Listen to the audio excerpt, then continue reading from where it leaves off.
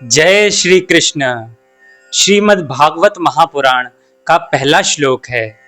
सच्चिदानंद रूपाय विश्वोत्पत्त्यादि Hathaway तापत्रय विनाशाय श्री कृष्णाय वयं नुमः।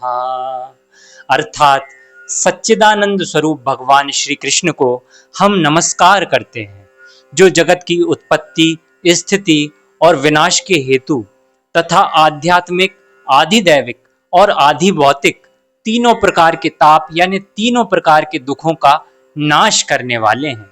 अब श्लोक 1 से लेकर श्लोक 8 तक का काव्यानुवाद इस प्रकार है। कृष्ण कृष्ण श्री कृष्ण ही सब सच्चानंद, उनसे ही दुनिया शुरू, उनसे हर दुख बंद। सन्यासी होकर अंदर से बाल समय निकले शुक घर से, पिता व्यास बोले कातर से, बेटा कहाँ जा रहे घर से। शुक तो ध्यान समाधि में थे, तब कुछ पेड़ गवाही में थे। शुक का उत्तर पेड़ से पाया, व्यास को तभी समझ कुछ आया। उन शुकदेव को नमन हमारा, जिनकी वचन परीक्षित तारा।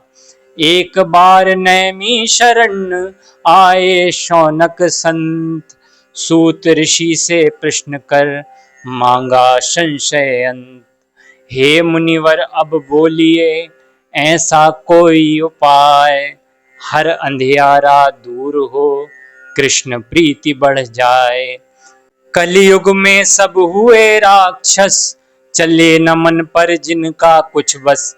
हाथों से होते हैं पागल, इनकी बीमारी का क्या हल।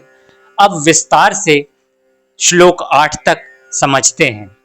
जिस समय शुकदेव जी का यज्ञोपवीत संस्कार भी नहीं हुआ था तथा लौकिक वैदिक कर्मों के अनुष्ठान का अवसर भी नहीं आया था, तभी उन्हें अकेले ही संन्यास लेने के लिए घर से जाते देखकर उनके पिता व्यास जी विरह से कातर होकर पुकारने लगे, बेटा बेटा तुम कहाँ जा रहे हो।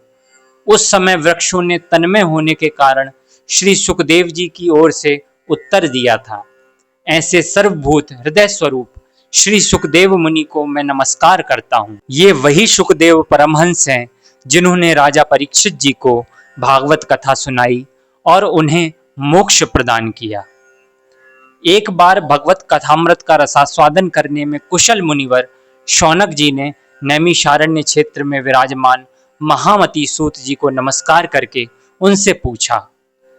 ये दोनों ही शौनक और श्री सूत जी व्यास देव जी के ही शिष्य हैं।